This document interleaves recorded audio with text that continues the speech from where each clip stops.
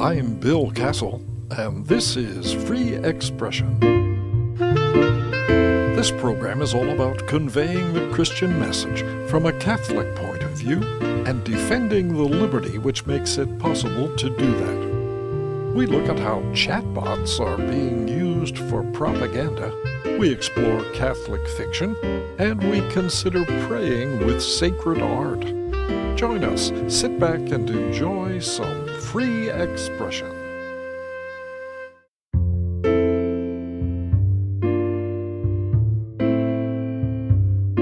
Americans have fallen in love with those clever little robots that answer life's questions. They're called chatbots, and they do everything from helping kids with homework to providing limitless trivia to enliven cocktail party conversation. But where do these smarty-pants gizmos get all that information they can access so quickly? Well, they get it from people. People who have opinions, preferences, ideological leanings. Such all-too-human perspectives naturally find their way into the facts, which chatbots pronounce so confidently. So how can you tell when Siri is giving you the straight poop and when she's trying to influence your opinions? The Media Research Center's Nick Kangadis has some cautionary words in that regard, and he's here to share them. Nick, good to speak with you again. Great to talk to you again.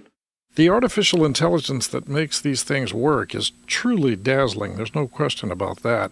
But the Media Research Center's Free Speech America team has focused on one politically sensitive area, abortion, in which it appears that the AI is being used as a propaganda resource. Tell us about that, would you?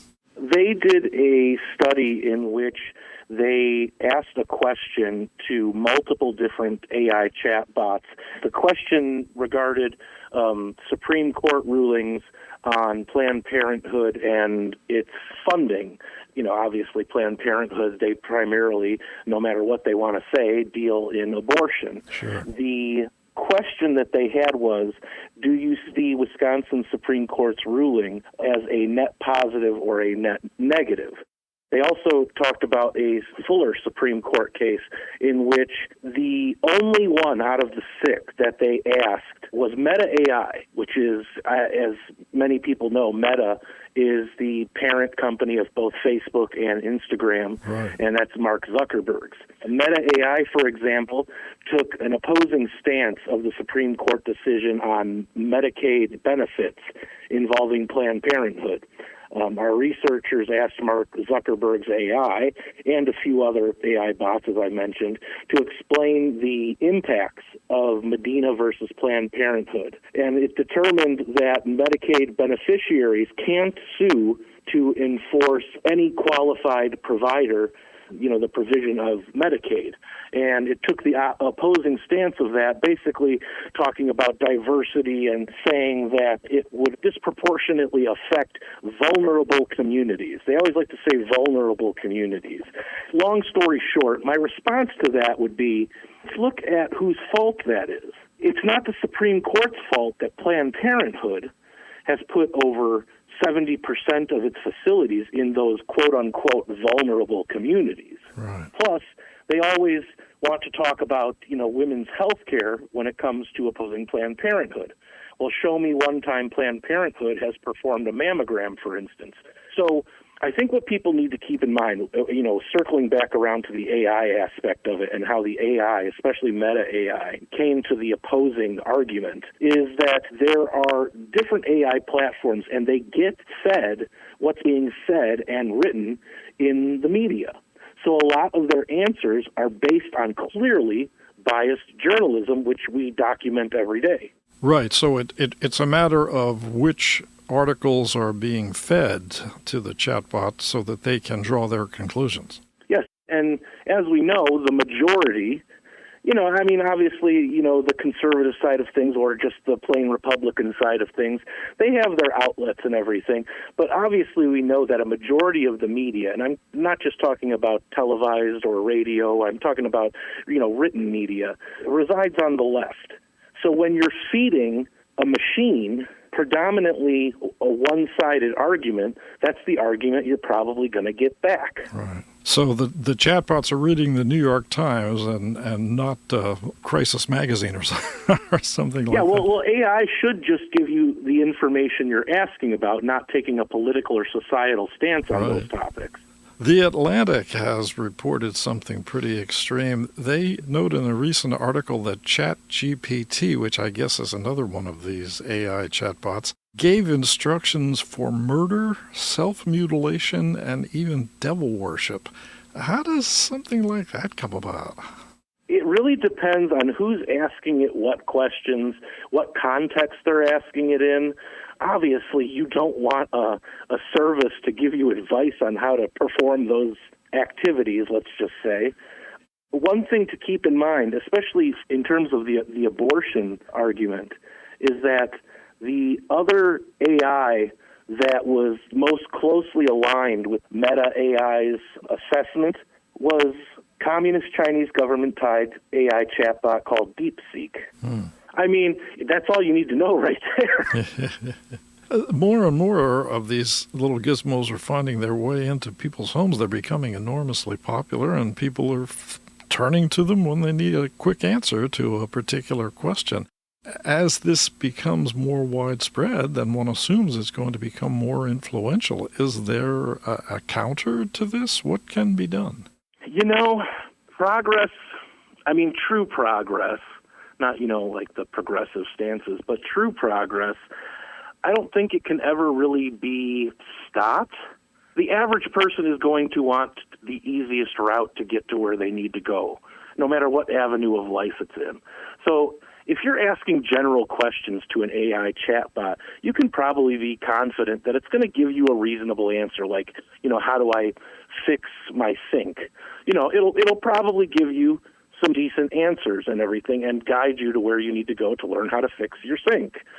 However, we also have to look at the pitfalls of that and the false information that comes through that. There is a prominent account on X, or Twitter as people know it, and his name is Gunther Eagleman.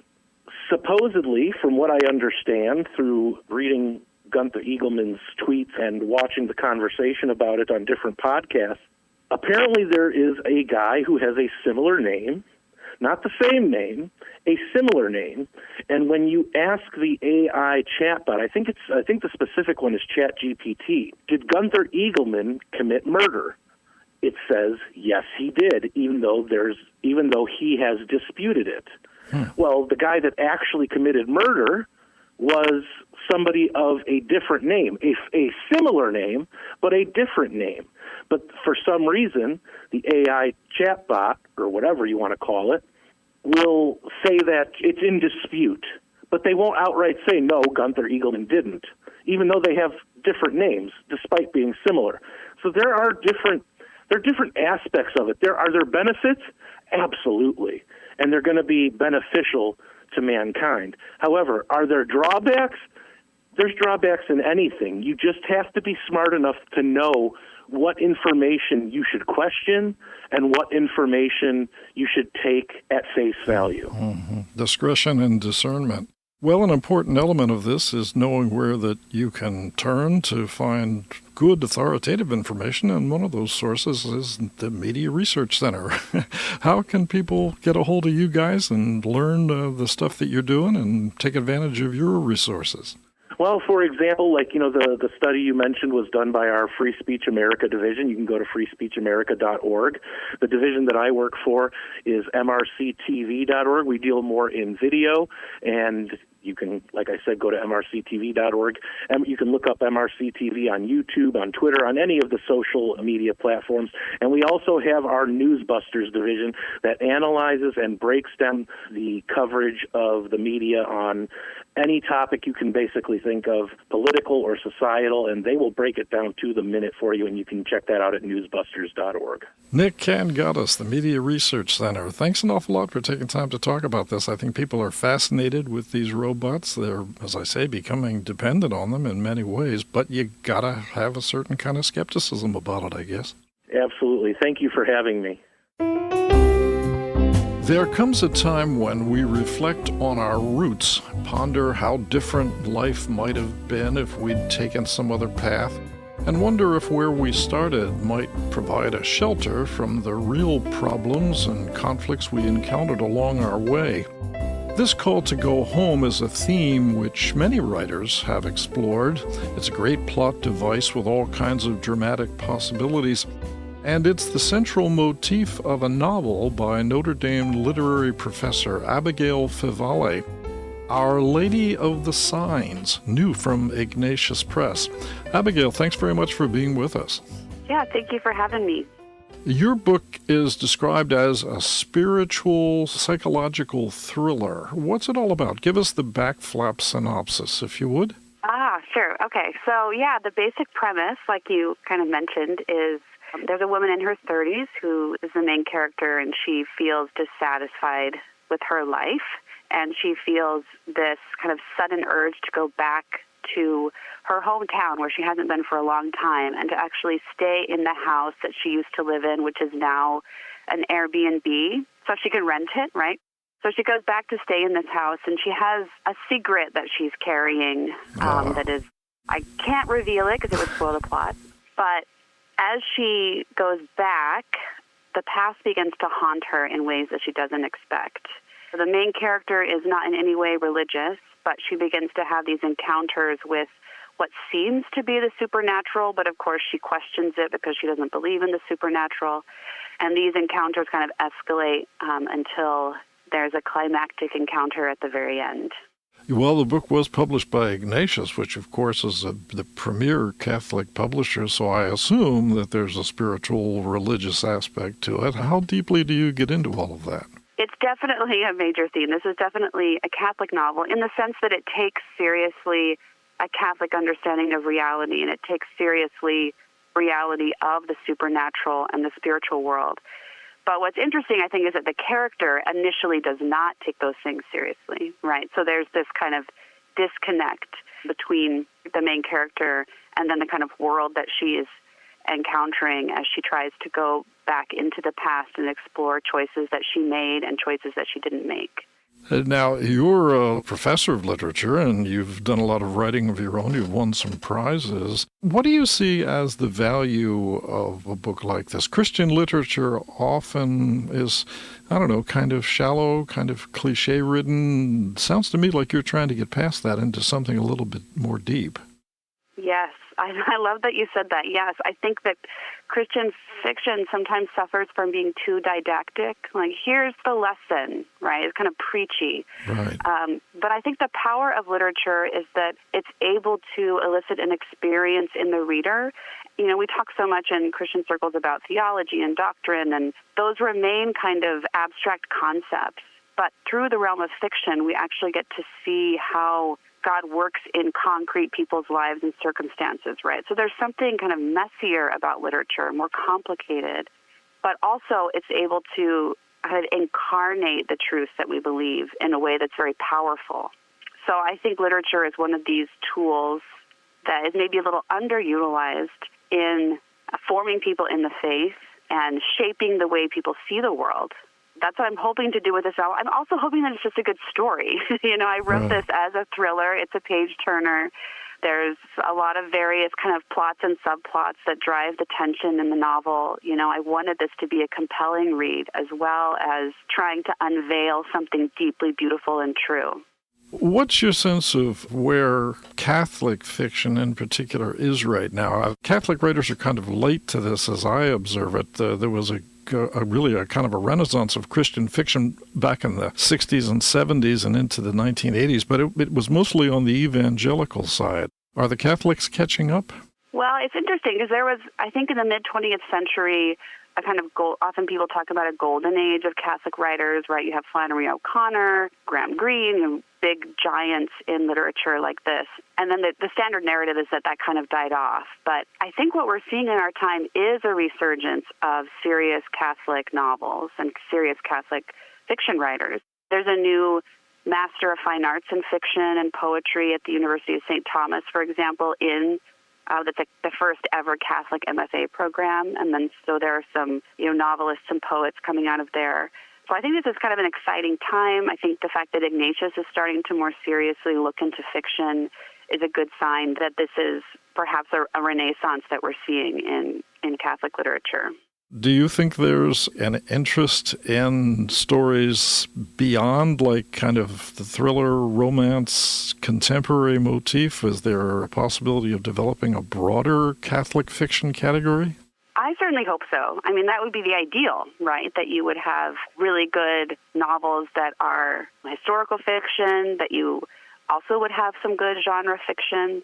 I mean, one of the things that inspired me to write this book was thinking about how many resources we have as Catholics in terms of just writing a really good kind of spooky story, right? Because we actually believe that the world is not just what we see with our eyes, that the universe is full of different kinds of spirits, some good, some bad. And there's a lot you can do with that as a writer, taking the reality of the supernatural seriously. And so I think the Catholic way of understanding the world is so broad that there's room for a lot of different types of Catholic fiction. So I would love to see the field just get more and more vibrant and diverse.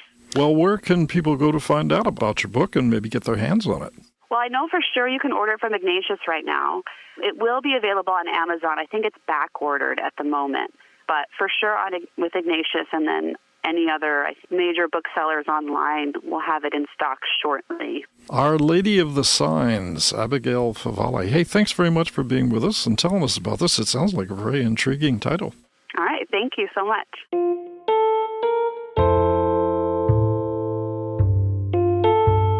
If there's one thing that strikes non-Catholics when they have occasion to be inside a Catholic church, it's the prominence of religious images. Statues, stained glass windows depicting Bible scenes, icons, the Stations of the Cross, even the crucifix itself with its forthright display of Jesus' body. All these artistic depictions bombard the eye. And you don't have to be only in a traditional Gothic, Romanesque, or mission-style church. Most modern post-Vatican structures also incorporate some types of visual imagery. Whatever the architectural style, this ain't the local Kingdom Hall. What's the point of all that creative display? Is it just tradition, a sort of Catholic brand awareness? Writer and religious educator Derrick Roddy is convinced that visual imagery can be a tremendous aid to prayer and spiritual insight, and he shows how in a new book from Sophia Institute Press, Praying with Sacred Art, Pondering the Mystery of Redemption Through Visio Divina. He's with us now. Derrick, thank you very much for taking time to talk to us. Thank you so much for having me, Bill. It's a wonderful opportunity to talk about a great topic. Like myself, you come to the church from a Protestant background, the world of little country churches and white-painted walls and spare altars with maybe a Bible propped up in the center. What is it about Catholic visual aesthetics that you find so powerful? Wow, that goes deep into my personality and my academic inclinations. You're right. I was born in a rural community in a little Protestant church that did have, like you said, whitewashed walls. But I was always a student of history, a lover of good architecture. Just from the earliest time I can remember, I was fascinated by what turned out to be, Catholic areas of the world like Spain. And then in the midst of college, or actually pretty later on in college, almost finished, I was having an existential crisis, and I walked into the Cathedral Basilica in St. Louis, Missouri, just a glorious structure with beautiful mosaic art inside, and my eyes were glued to the ceiling the entire time I was there. I didn't look at the floor.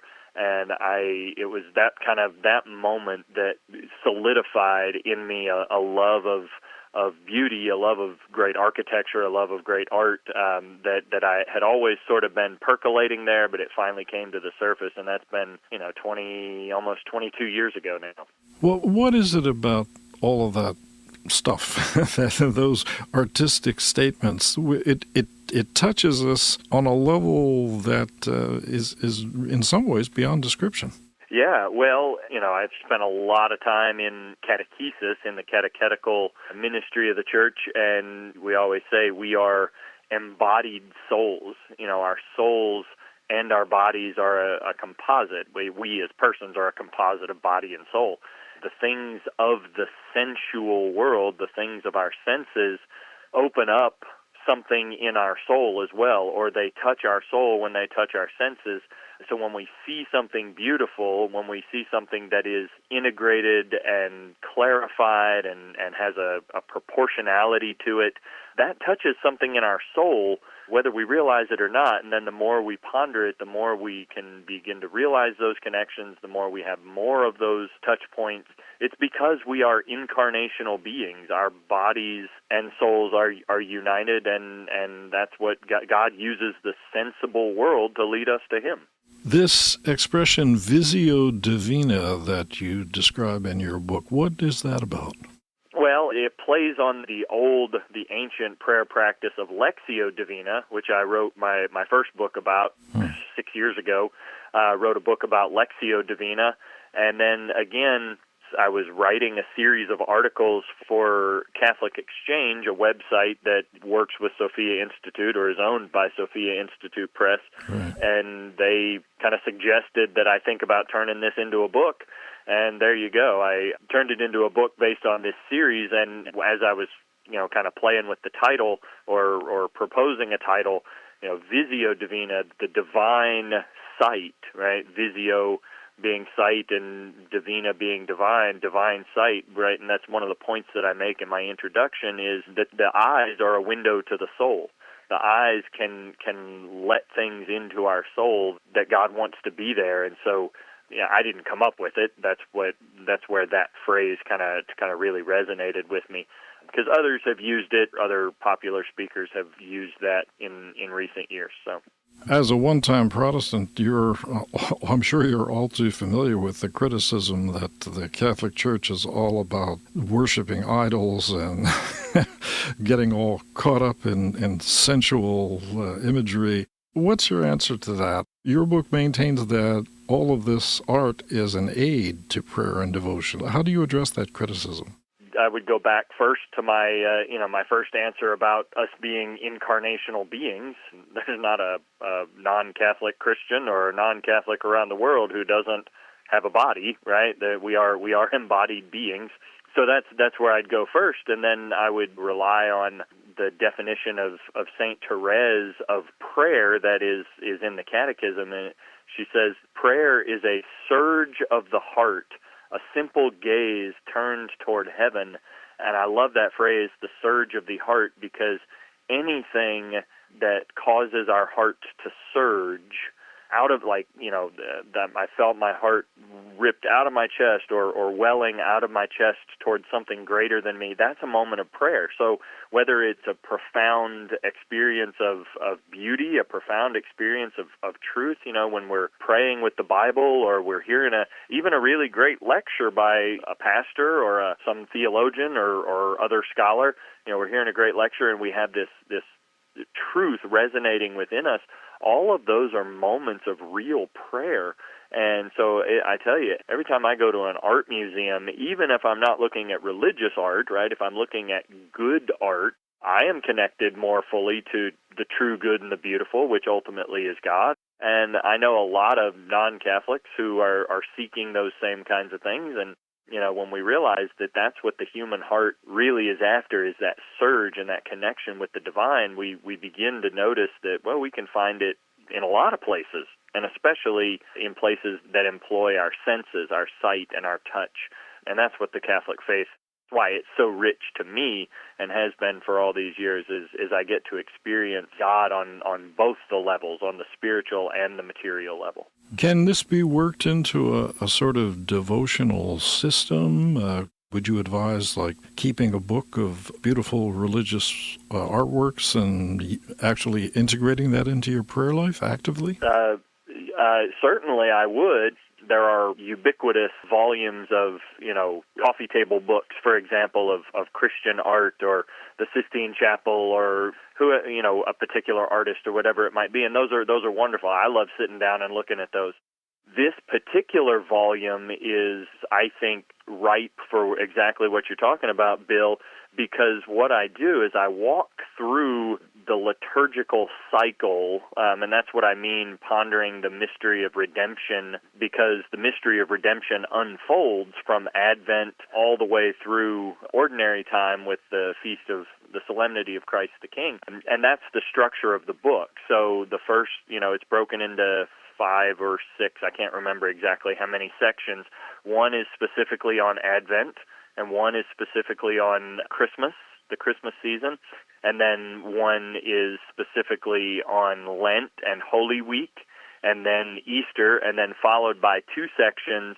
One is on Jesus' public ministry from the baptism through the transfiguration, just certain points in that public ministry. Right. And then there is a section on the art of Jesus' parables and miracles. We hear in the gospel a number of times Jesus went throughout Galilee teaching and healing the sick, right? So he was teaching with parables and he was performing miracles to heal the sick. And so that's the final section of the book is some art that deals with both his parables and a couple of significant miracles that he performed. It's meant to be this very devotional paradigm where each week of Advent there is one piece of art and one essay that a person could do Visio Divina with. I lay out how one would do Visio Divina, and then in each of the essays, really each of the essays, by the end of them, they are a result of my own Visio Divina on these pieces of art. So I would recommend anybody pick it up, and it starts with the first Sunday of Advent, and if they want a great way to see the mystery of salvation unfold and then connect it to their own lives, they could walk through, certainly not the whole year. I don't have 52 pieces of art. I think there are 34 pieces of art, but that would give them 34 weeks of meditation. Well, it sounds like a very useful and uplifting volume. Where can people find out more about it and get their hands on it? So it's from Sophia Institute Press. It's available at sophiainstitute.com, I believe is that website. And then one would just search Praying with Sacred Art. It comes right up. And then it's available at all the major booksellers, the online booksellers, and things like that as well. Derrick Roddy, Praying with Sacred Art, Pondering the Mystery of Redemption through Visio Divina. Hey, thanks very much for taking time to tell us about this. Thank you so much, Bill. God bless you. Be with us next time when we explore other aspects of religious communication and look deeper into the great Christian heritage of free expression. Free Expression with Bill Kassel is a production of Good Shepherd Catholic Radio and Company Publications, where good books, good music, and good radio are always good company. Dan Curris provided technical assistance. Theme and incidental music are by Dan Adam. The program was produced and directed by Bill Kassel. This is Good Shepherd Catholic Radio.